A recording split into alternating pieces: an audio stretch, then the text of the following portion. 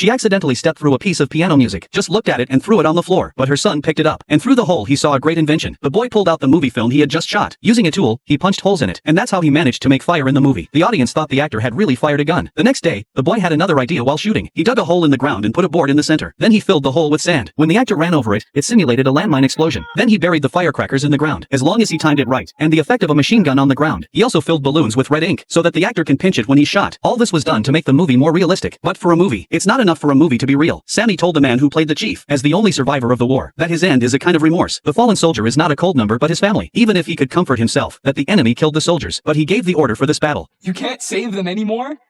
Because they're all dead.